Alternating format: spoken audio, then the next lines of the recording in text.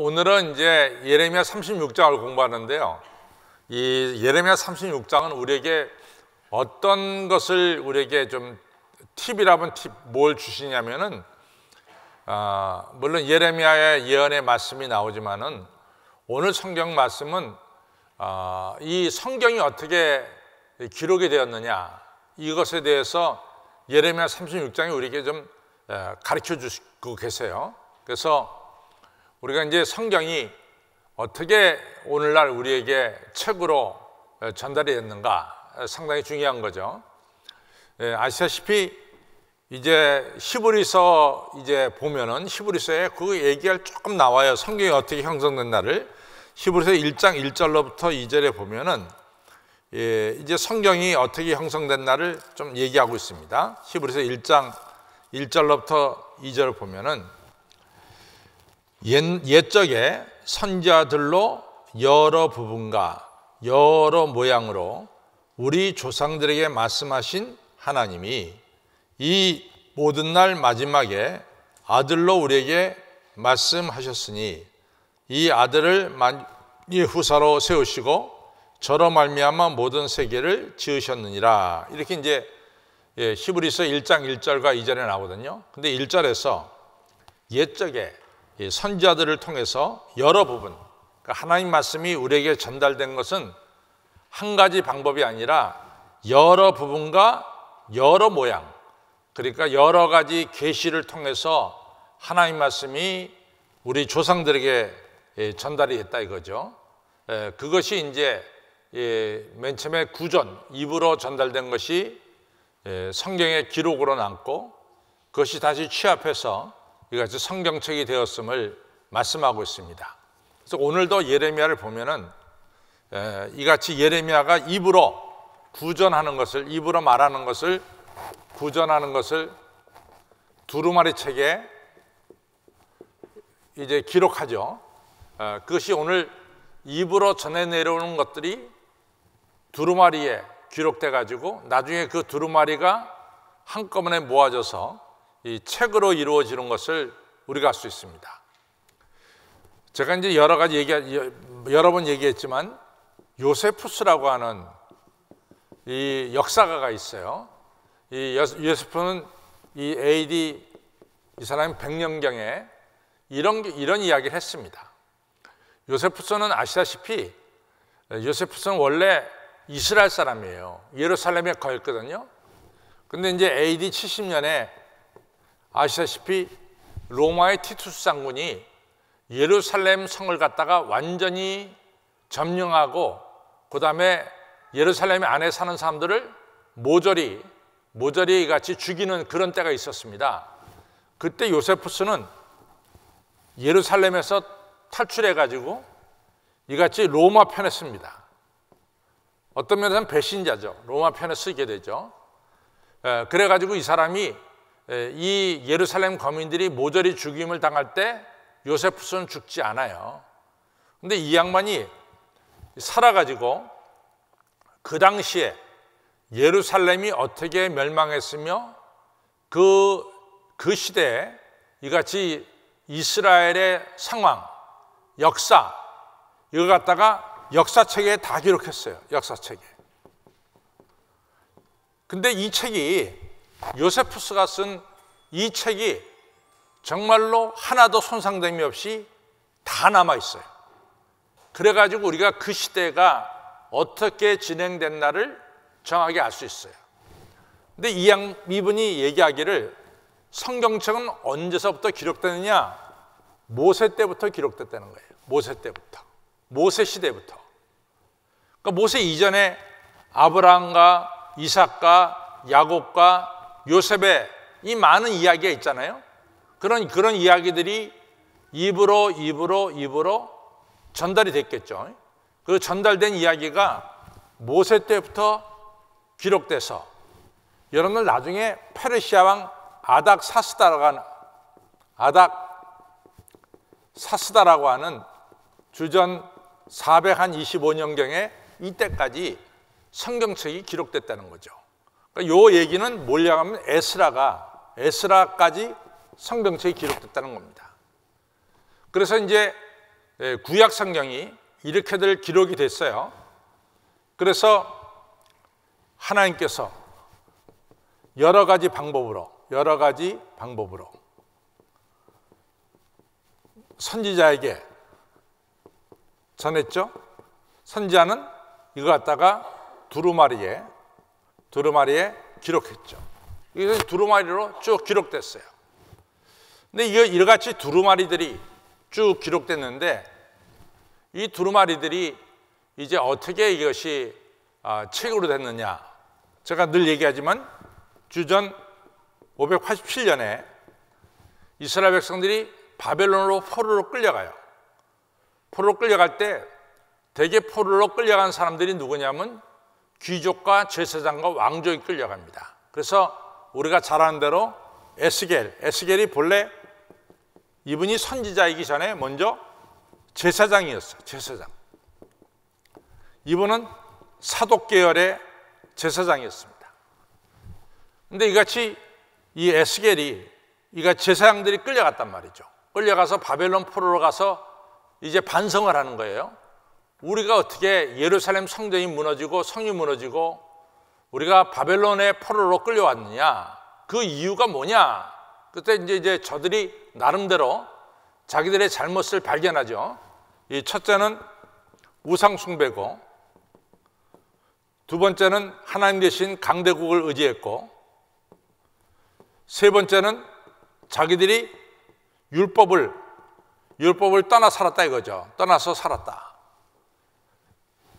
그런데 이제 우상 숭배 버리고 하나님만을 의지하는 이런 신앙을 갖는 거 다 좋은데 이 율법이 문제예요.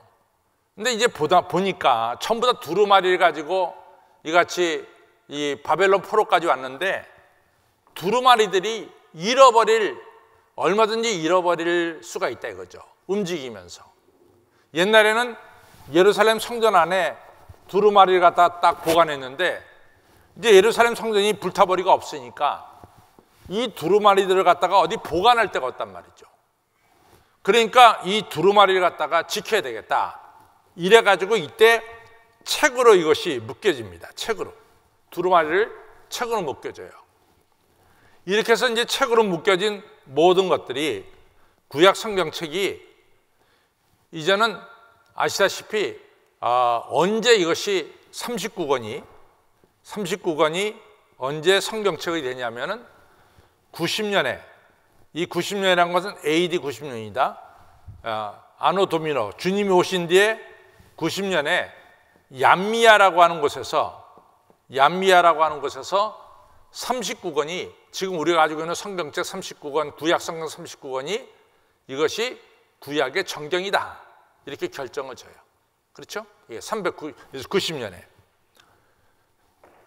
그 전까지는 이제 그 다음에 그 성경을 갖다가 우리가 뭐라고 말했냐면 우리가 이제 율법서, 토라, 그 다음에 예언서, 네비움, 그 다음에 우리가 성문서, 이렇게 율법서와 예언서와 성문서 이 세 가지를 가리켜서 우리가 구약 성경이다. 이렇게 우리가 구약이라고 말하기 전에 뭐라고 불렀냐면 율법서와 예언서와 성문서 이 세 가지가 이 구약 성경을 말하는 거였죠. 그러다가 이제 예수님께서 이제 오셔서 복음서가 나오죠. 그래서 이 복음서 27권은 언제 그러면은 이같이 성경으로, 이같이 신약 성경으로 결정이 되느냐? 395년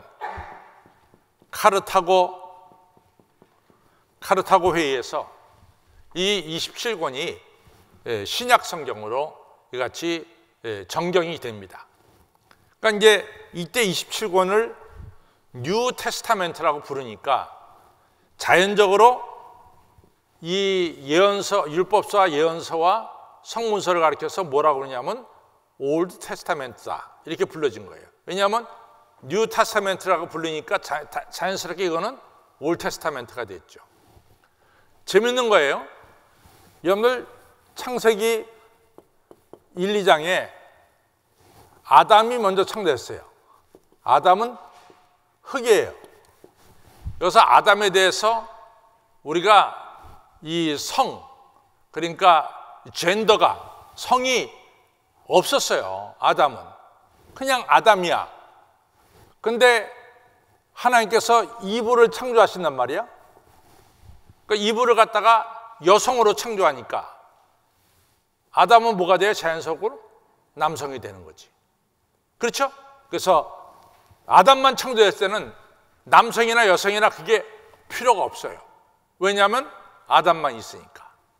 그런데 이브 여성을 창조하니까 자연스럽게 아담은 뭐가 됩니까?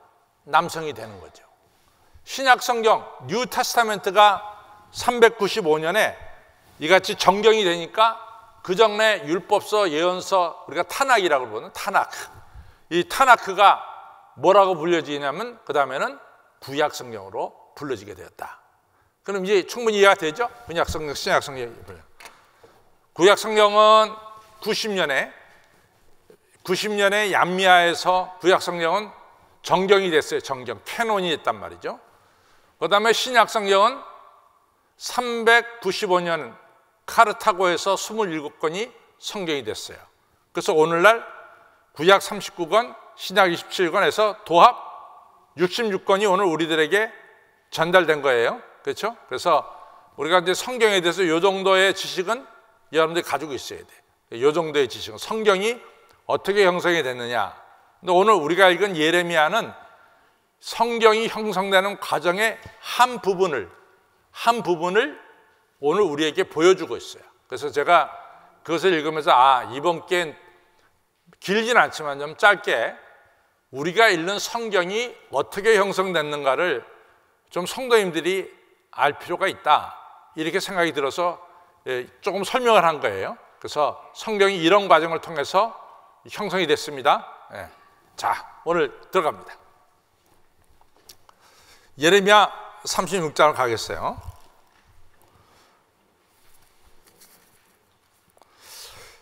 조금 역사 얘기를 조금 더 해야 되겠어요. 여러분들 다 알고 계시지만은 조금 역사 얘기를 좀 해야지 이게 이제 오늘 성경을 읽어가면서 좀 이해가 돼요. 주전 640년에 이제 요시아가 8살 때 왕이 됩니다. 8세. 요시아의 아버지는 아몬이죠. 요시아의 할아버지는 므낫세죠. 요시아의 증조 할아버지는 히스기야죠. 요시아가 640년에 왕이 돼요. 근데 요시아가 불행하게도 주전 609년에 우리가 전쟁의 대명사문, 제가 무기또라 그랬죠. 무기또.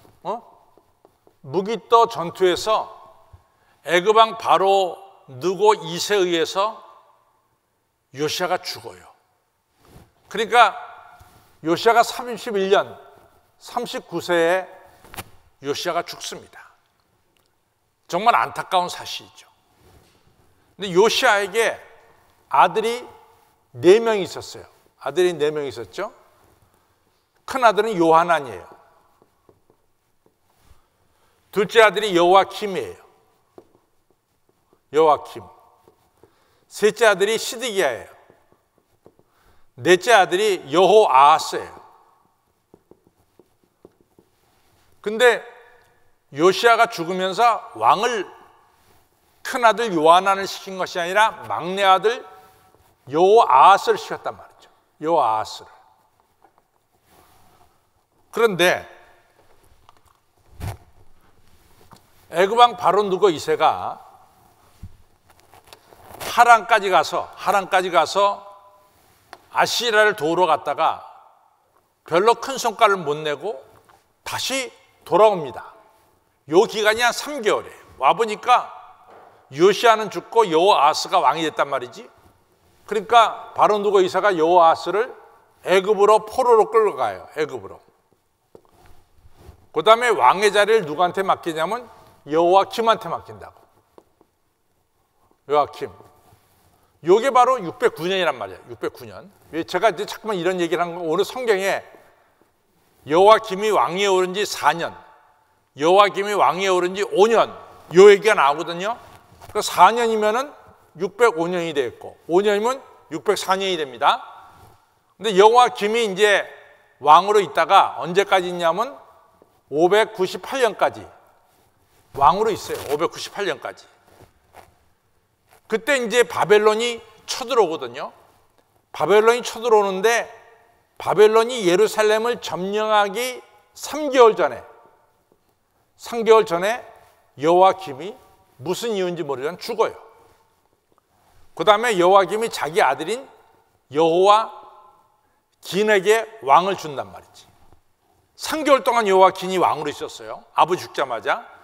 근데 바벨론이 쳐들어와서 여호와긴이 왕으로 있으니까 여호와긴을 바벨론 포로로 끌고 갔어. 고니아라고 말하죠. 바벨론 포로로 끌고 갔어요.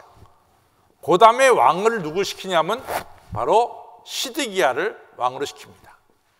그 시드기야가 이스라엘의 맨 마지막 왕이 되겠어요.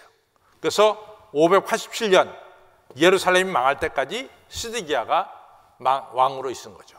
요걸 조금만 기억하시면 오늘 성경을 읽는데 좀 도움이 됩니다. 그래서 제가 일부러 여러분들 제가 여러 번 말씀드렸기 때문에 아마 기억하고 계신 분들이 많이 있을 줄 압니다. 그렇죠? 나는 목사님이 얘기 안 해도 저는 기억하고 있습니다 라고 하는 분은 손 들어봐요. 기억하고 있죠? 그래도 대강 기억하고 있죠? 기억하시기 바랍니다. 자, 다 1절부터 읽어요. 유다 왕 요시아의 아들, 그렇죠? 요시아 아들 여호와김 4년. 그 여호와김이 609년에 왕이 됐으니까 마이너스 4를 하게 되면 언제예요? 605년입니다.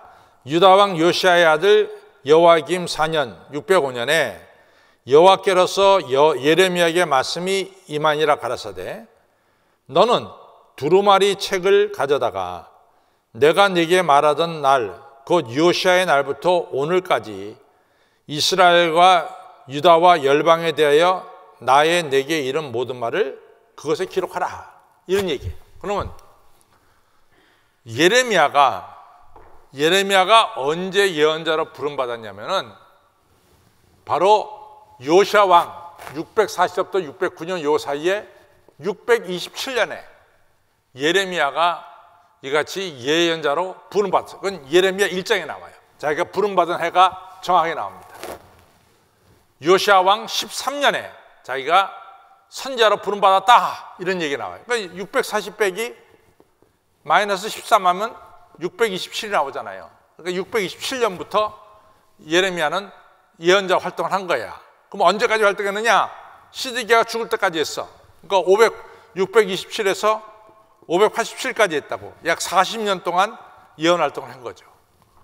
그런데 지금 하나님 뭐라고 말씀하냐면 내가 너로 예언자를 부른 그때부터, 예언자를 불렀다는 것은 내가 너한테 말씀을 전해주기 시작한 그때부터 어느 때까지? 바로 605년까지 내가 네게 말한 것을 갖다가 다 두루마리에다 기록해라 그런 거예요. 그러니까 이제 예레미야는 머릿속에 하나님이 자기에게 주신 말씀이 있잖아요. 그 말씀을 갖다가 이제는 기록하는 거죠. 먼저 예레미야에게 하나님 말씀하셨고 예레미야가 하나님 말씀을 머릿속에 간직했다가 하나님께서 그걸 갖다 두루마리에 기록하라. 그러니까 이제는 책에다 기록하기 시작한 거죠. 23년 동안의 이야기를 기록하고 있습니다. 자, 그 얘기입니다.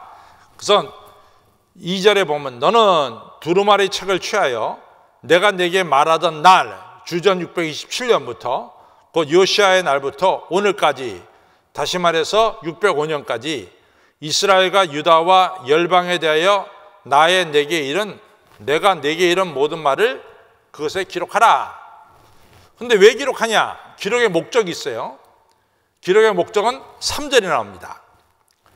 유다 족속이 내가 그들에게 내리려 한 모든 재앙을 듣고, 그러니까 기록하면은 하나님이 앞으로 유다 지방의 유다 백성에게 어떤 재앙을 내리겠다는 것이 다 기록될 거 아니에요.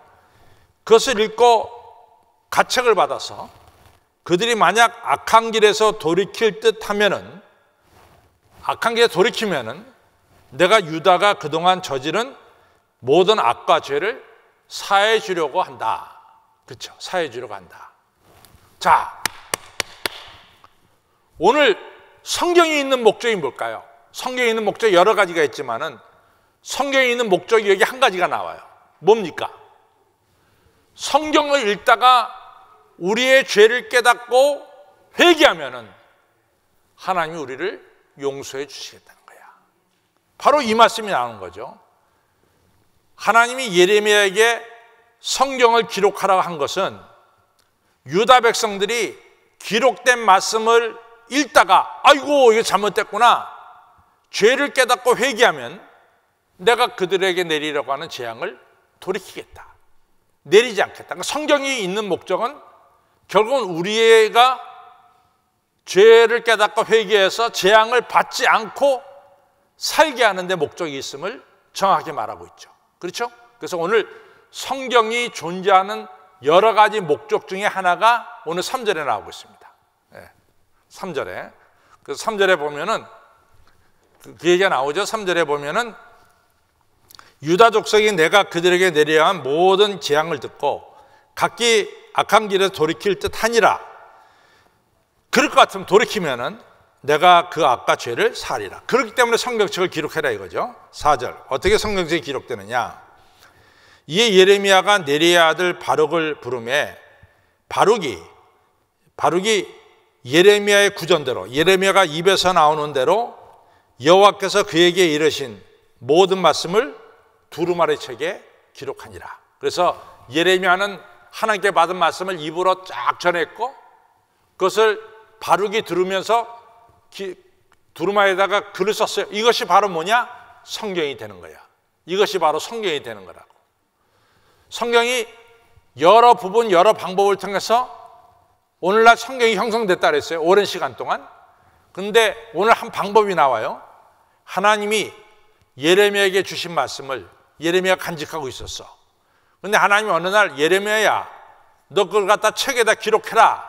그러니까 예레미야가 글 잘 쓰는 사람, 사도 바울의 서신도 다 글 쓰는 사람이 썼어요. 글 잘 쓰는 사람 불러다가 너는 이제부터 내가 이르는 말을 두루마리 책에 기록해라. 그러니까 이제 예레미야가, 그 사람이 누구냐면 바룩이야, 쓰는 사람이. 그러니까 예레미야가 다 이야기하니까 바룩이 듣고 그 갖다가 두루마리에다가 기록을 했단 말이지. 그게 바로 뭐요? 그게 바로 성경이야. 그게 바로 성경입니다. 네. 자, 그 다음에 여러분들은 이렇게 흥미가 없어요. 나 흥미가 없는 것 같아. 저는 사실은 성경이 어떻게 기록됐을까 굉장히 궁금했어요. 보통 궁금한 게 아니라고. 성경을 읽으면서 이 성경이 어떻게 기록되었을까? 굉장히 궁금증이 컸어요. 그래서 이제 제가 이제 성경의 영상사를 읽으면서 이렇게 해서 성경이 기록돼서 오늘 우리에게 왔구나. 굉장히 기뻤습니다. 근데 여러분들은 전혀 내색을 안 하시네. 성경이 어떻게 기록됐든 뭐 맨날 먼지만 쌓여놓는 책인데 뭐 그런 것 같아. 여러분들 성경이 생명의 책입니다. 성경이 얼마나 어떻게 나한테 전해졌는가 얼마나 흥미진진하고 아주 궁금한 이야기예요. 자, 4절에 이에 예레미야가 네리야 아들 바룩을 부르며 바룩이 예레미야의 구전대로 여호와께서 그에게 이르신 모든 말씀을 두루마리 책에 기록하니라. 예레미야가 그때 감금당했던 것 같아요. 5절 예레미야가 바룩을 명하여 가로되 나는 감금을 당한지라. 지금 내가 감옥소에 있으니까 여호와의 집에 내가 들어갈 수가 없다. 성전에 내가 들어갈 수 없은즉 6절 너는 들어가서 성전에 들어가서 나의 구전대로 두루마리에 기록한 여호와의 말씀을 금식일에 여호와 집에 있는 백성의 귀에 낭독하고 유다 모든 성의 온 자들 귀에도 낭독하라. 그러니까 두루마리 책에 있는 것을 바룩에게 시켜서 너는 낭독하라 그랬어요. 성전에 들어가서. 나는 내가 가서 읽었으면 좋겠는데 네가 알다시피 내가 지금 이게 갇혀 있지 않냐. 그러니까 나는 움직일 수가 없으니까 네가 나 대신 가서 성경을 읽어라. 이렇게 됐어요. 그래서 이제 7절에 보니까 그들이 여호와 앞에 기도드리며 각기 악한 길을 떠날타니라. 여호와께서 이 백성에 대해서 선포하신 노와 분이 크니라. 이제 예레미야의 하나의 희망사항이죠.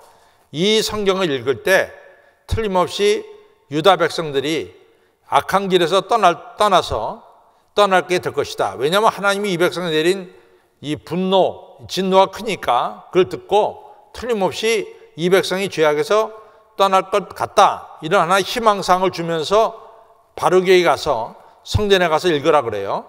그 8절 네리야 애들 바루기 무릇 선지자 예레미야가 자기에게 명한 대로 하여 여호와의 집에서 두루마리 책에는 여호와의 말씀을 낭독하니라. 이제 바룩이 이거 첫 번째 낭독한 거예요. 첫 번째 낭독한 거 바룩이 두 번 성경을 읽습니다. 근데 이건 첫 번째 읽은 거예요. 자, 9절 유다 왕 요시아의 아들 여호야김 5년. 아까 4년 할 때는 주전 600 몇 년이요? 600? 6년. 그러니까 지금 5년 하니까 600 몇 년이 될까? 604년. 아멘. 그러니까 산수 잘 하시는 거야. 609 빼고 609 빼기 4 하면 605가 되고 609 빼기 5 하면은 604가 되는 거죠. 예. 그래도 우리가 초등학교 나왔잖아. 예. 오케이, 넘어갑니다. 그래서 이제 604년이에요. 유다 왕 요시아의 아들 여호야김 5년 604년 9월 하면 9월이 겨울이야. 12월 가르쳐. 우리나라에 12월이라고. 9월이면. 우리가 이제 왜 이게 9월이 12월이 되냐면은 6월짜리 1월이거든. 그러면 우리는 4월에 해당된다고. 그러니까 9월이라 그러면은 12월, 겨울이 해당된다. 그러니까 이거는 604년 11월 내지 12월에 이루어진 이야기입니다. 9절 유다 왕 요시아의 아들 여호야김 5년 9월에 예루살렘의 모든 백성과 유다 성읍들에서 예루살렘에 이른 모든 백성이 여호와 앞에서 금식을 선포한지라. 바룩이 여호와의 집은 성전을 말해요. 성전 윗뜰 곧 여호와의 집 샘은 어기 곁에 있는 사반의 아들 서기관 그마랴의 방에서 그 책에 있는 예레미야의 말을 낭독하여 모든 백성에게 들리니라. 그래서 이제 예레미야 말씀을 전했어요. 사반의 손자여 그마랴의 아들인 미가야가 그 책에 있는 여호와의 말씀을 다 듣고 왕궁에 내려가서 지금 바룩이 예레미야가 쓴 말씀을 다 듣고 나서 이 사반의 손자여 그마랴의 아들 미가야라고 하는 이 사람이 이제는 하나님의 집에서 왕궁으로 자리 옮겨요. 왕궁에 내려가서 서기관 방에 들어가니 서기관 방에 모든 장관들이 다 모였어. 모든 방백, 모든 장관들이 다 모였단 말이지. 서기관 엘리사마와 스마의 아들 들라야와 악bor의 아들 엘레단과 사발의 아들 그마랴와 하나냐의 아들 시드기야와 모든 방백들이 거기 앉았더라. 그러니까 그 당시에 여호야김의 이 왕권의 주변에 있던 모든 장관들이 한 자리에 다 모였어요. 바로 그 자리에서 13절 미가야가 바룩의 백성에게 귀의 책을 낭독할 때 들은 모든 말을 그들에게 고하매. 그러니까 자기가 들은 말을 그대로 뭡니까? 이 장관들에게 전했어요. 그랬더니 이의 모든 방백이 구시의 증손 슬레메의 손자 느단의 아들 여우디라고 하는 친구를 바룩에게 보내서 이르되 너는 백성의 귀에 낭독한 두루마리를 손에 가지고 오라. 네리야 아들 바룩이 이제 여우디가 가서 바룩에게 지금 장관들이 말하는데 네가 가지고 있는 두루마리 책을 가지고 지금 장관들에게 와 이랬단 말이죠. 그러니까 바룩이 두루마리를 손에 가지고 그들에게 가매, 장관들에게 가매. 15절 그들이 바룩에게 이르되 앉아서 이를 우리 귀에 낭독하라. 바룩이 그들의 귀에 낭독하라. 그러니까 바룩이 두 번째 성경을 읽어요. 여기서 첫 번째는 백성들에게 성경을 읽고, 두 번째는 지금 장관들 앞에서 성경을 읽었습니다. 두 번 읽었습니다. 16절. 그들이, 모든 장관들이, 귀족들이 그 모든 말씀을 듣고 놀라 서로 보며 바룩에게 이르되 우리가 이 모든 말을 왕에게 고하리라. 근데 우리만 듣고 있으면 안 된다. 이 말씀은 왕도 들어야 된다. 이렇게 얘기했어요.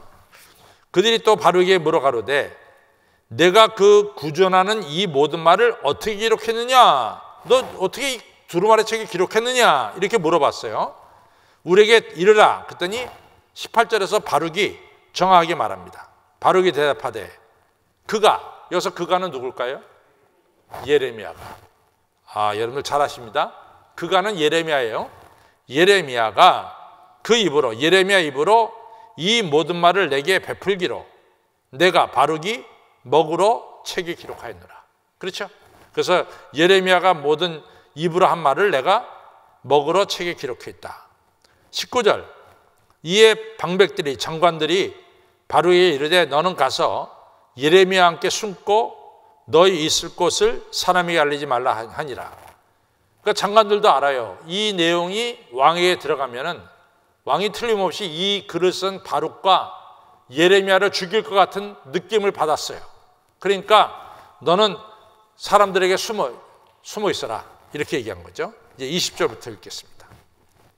그들이, 장관들이 두루마리를 서기관 엘리사마 방에 두고, 이 두루마리를 가져가지는 않았어요. 두루마리를 일단은 서기관 엘리사마 방에 들고 뜰에 들어가서 왕께 나아가서 이 모든 말로 왕의 귀에 고하니, 지금 예레미야가 쓴 글이 이런 내용이 있습니다 라고 왕에게 고했어요. 그랬더니 왕이, 21절, 왕이 아까 이 심부름하는 여우디 있잖아요.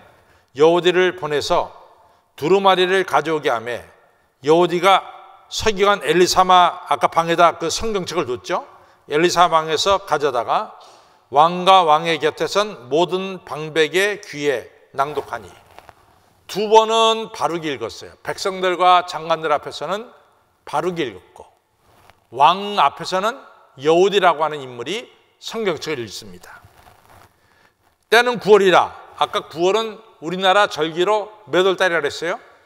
12월. 그렇죠? 그러니까 추울 때예요. 그래서 때는 9월이라 왕이 겨울 궁전에 앉았고 그 앞에 불피운 화로가 있더라. 여우디가 예레미야가 쓴 책을 3편 4편을 낭독하면 왕이 소도로, 작은 칼로, 작은 칼로 그것을 연하여 베어서, 성경책을 지금 찢는 거예요. 찢어가지고 화로불에 던져서 온 두루마리 성경책을 태워버렸더라. 24절.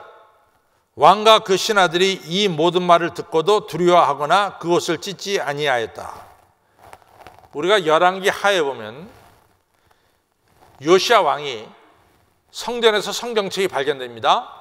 그래서 성경책을 읽을 때 요시야가 너무 죄를 진 게 많아서 가슴을 찢고 옷을 찢으면서 회개하면서 들었어요.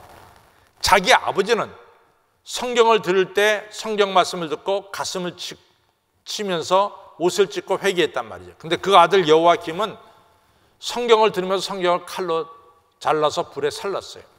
아버지와 아들이 너무나 같죠? 다르죠? 너무나 다릅니다. 아버지는 성경 말씀을 듣고 회개했지만 아들은 성경을 불에 살라 버렸어요. 25절. 엘라단과 들랴와 그마레아가 왕께 두루마리를 성경책을 사르지 말기를 간구하여도 왕이 듣지 아니하였으며, 왕이 듣지 않았어요. 그 다음에 왕은 화가 나가지고 26절. 왕의 아들 여라무엘과 아스리엘의 아들 스라야와 압딜의 아들 셀라마를 명령합니다. 너는 가서 빨리 서기관 바룩과 선지자 예레미야를 잡으라 하였으나, 잡아요? 못 잡아요? 못 잡아. 왜냐하면 방백들이 너희들 숨어 있어라 그랬거든요. 그래서 여호와께서 그들을 숨기셨더라. 못 잡았어요. 그 다음에 27절. 왕이 두루마리와 바룩이 예레미야 구전으로 기록한 말씀을 불사한 후에 하나님께서 여호와의 말씀이 예레미야에게 임하니라 가라사. 성경책이 불사한 뒤에 하나님이 예레미야에게 말합니다. 너는 다시 다른 두루마리, 다른 책을 가져다가 유다 왕 여호와의 김에 불사하는 첫 두루마리의 모든 말을 기록하고, 다 기록하라, 다시 책을 만들어라 그 얘기죠. 그래서 두 번째 책을 만드는 거예요. 29절, 또 유다 왕 여호와 김에 대하여 이같이 말하기를, 여호와의 말씀에 그가 이 두루마리를 불사르며 말하기를, 불사를 때 뭐라고 말하냐면, 내가 어찌하여, 예레미야 네가 어찌하여 바벨론 왕이 정령이 이스라엘에 와서, 유다에 와서 이 땅을 멸하고 사람과 짐승을 이 땅에서 없어지게 하리라 하는 말을 어떻게 이 성경책에 쓸 수가 있느냐. 여기서 이제 여호와김이 아주 확 돌아간 거예요. 예루살렘이 망한다는 말을 듣고 확 돌아간 거예요. 그래가지고 성경책을 불태워버렸습니다. 30절, 그러므로 이 여호와김이 성경책을 불태워버렸기 때문에 그러므로 하나님께서 벌을 내리시는데, 나 여호와가 유다 왕 여호와김에 대하여 이같이 말하노라. 그에게 다윗의 위에 앉을 자가 없게 될 것이며. 그렇죠. 시드기야 왕의 아들들이 모두 다 죽었죠. 다윗의 후손들이 다 죽게 되죠. 다윗의 위에 앉을 자들이 다 얻게 될 것이며, 그 시체는 버림을 받아서 낮에는 더위 밤에는 추위를 당하리라. 이게 참 재밌는 건데요. 제가 598년에 예루살렘이 망하기 바로 직전에 여호와김이 3개월 전에 죽었다 그랬어요. 죽고 자기 아들 여호와긴을 왕으로 세웠는데, 여호와긴을 바벨론 포로로 끌고 가고 시드기야를 왕으로 세웠다 그랬어요. 598년에 바벨론 왕 느부갓네살이 예루살렘을 점령하고 나서 그가 한 일 중에 여호와긴 바벨론 포로로 끌고 가죠. 에스겔 바벨론 포로로 끌고 가죠. 3023명을 바벨론 포로로 끌고 갑니다. 성전의 귀중품들을 다 뺏어다가 바벨론을 가져갑니다. 그때 한 일이 또 뭐냐? 이 여호와의 김의 무덤을 팠어요. 무덤을 파가지고 그 시체를 끄집어냈어요. 우리가 조선시대 이런 거 갖다가 뭐라 그러죠? 크게 얘기해. 파묘, 그 다음에 부관참시라 그러지. 이걸 그렇게 해버렸다고. 미워가지고. 근데 이게 하나님께서 말씀하신 거죠. 성경책 불태우면 어떻게 될까? 낙골당에는 내 뼈가루 다시 바깥으로 나와. 네? 성경책 태우면 안 되는 거야. 성경책 태우면. 내가 지금도 기억나는데요.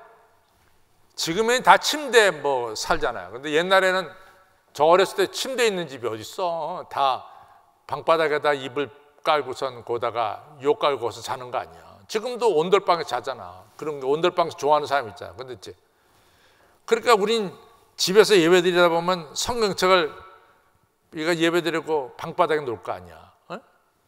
그럼 그때 우리가 초등학교 때 얼마나 혈기가 왕성했어. 왔다 갔다 하다 성경책 타고 넘었다? 그날 혼나는 날이야. 네가 감히 어디다 대고 성경책을 타고 넘냐 이거지. 우리 할머니 어머니가 불러다 놓고 때리고 꼬집고 그랬어. 성경책 타고 넘지 말라고. 옛날 분들은 다 성경을 그렇게 소중하게 여겼어. 그게 정상이야. 그게 정상. 정상이 아니에요? 이 여호와김 성경책 불태웠다가 그냥 부관참시 당하잖아요. 파묘당하고. 자, 그 다음에 읽겠습니다. 자, 31절. 또 내가 그와 그 자손과 신하들을 그들의 죄악을 인하여 벌할 것이라. 내가 일찍 그들과 예루살렘 거민과 유다 사람에게 선포하니 그들이 듣지 아니한 그 모든 재앙을 내리라 하셨다라. 이제 그 모든 방백들도 심판을 받는 거죠. 32절. 이에 예레미야가 다른 두루마리를 취하여 네리야 아들 서기관 바루기에게 주매 그가 유다왕 여호야김의 불사는 책의 모든 말을 예레미야의 구전대로, 성경책이 구전대로 기록하고 그 외에도 같은 말을 많이 다였더라. 성경이 이렇게 해서 기록이 된 것을 우리가 예레미야 36장에서 조금 볼 수가 있어요. 아, 성경책이 이렇게 해서 기록이 돼서 오늘 우리에게 전해지는구나 하는 걸 갖다가 알 수 있습니다. 여러분들 기쁘지 않아요? 이런 진리를 알게 되면 기쁘지가 않아요? 정말 기쁜 거야. 얼마나 이게 성경책에 대해서 궁금하잖아요. 어떻게 쓰여졌나? 궁금하지도 않은가 봐. 그냥 결론 갑시다. 자,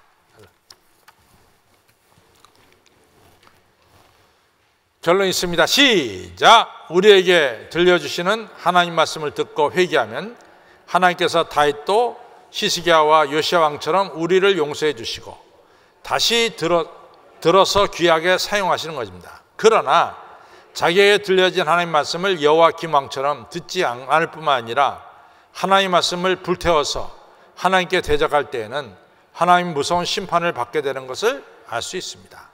성도 여러분, 하나님 말씀 듣는 것이 하나님과 교통하는 것입니다. 그리고 들려진 하나님 말씀을 순종하는 것이 하나님과 올바른 관계에 있게 되는 것이고 나아가 하나님을 사랑하고 하나님께 영광을 돌리는 것입니다. 신약에 와서는 하나님 말씀을 듣고 순종하는 것이 자기 십자가를 지는 일입니다. 하나님께서는 죄 가운데 있는 자가 하나님 말씀을 듣고 순종할 때 심판에서 벗어나게 하시고 나아가 하나님께서 내려주시는 축복을 받게 하시는 것입니다. 이러한 하나님에 대한 청정과 축복이 성도님들에게 임하시길 바랍니다. 성도 여러분, 하나님 말씀을 잘 들으시고 나아가 순종하시기 바랍니다. 그래서 하나님께서 내려주시는 죄 용서와 축복을 받으시기를 주님의 이름으로 축원합니다. 성경 말씀을 귀하게 여겨야 돼요. 그렇죠? 성경 말씀만 타고 넘으면 안 돼. 성경 말씀으로 이제 찢어가지고 코 닦으면 코병 걸려요. 그건 내가 한 얘기가 아니야. 김익두 목사님이 저 선교사가 그 안악시장에서 성경책을 딱 주니까 김익두 이 깡패가 성경책을 가지고 이 코를 풀었단 말이지. 그러니까 그 외국인 여자 선교사가 말하기를 이 외국말로 그걸로 코 풀면 코병 걸려요 이랬단 말이지. 근데 김익두가 집에 가니까 이상하게 코에서 콧물이 나는 거야. 그래갖고 걱정이 돼가지고 콧물이 막 줄줄 나니까 이상하게 김익두가 콧물 나가지고 다시 이 선교사를 찾았더니 선교사가 저기 있는 교회 가면 고쳐진다고. 그 김익두가 거기 가서 교회 가서 은혜 받고 깡패 김익두가 전도자 김익두가 됐잖아. 성경 가지고 코 풀으면 어떻게 돼요? 코병 걸립니다. 불태우면 내가 죽어서 내 시체가 다시 바깥으로 나와서 부관 참시당하는 거야. 절대로 성경책 함부로 당하시기 바랍니다. 자, 우리 찬송가 읽겠습니다.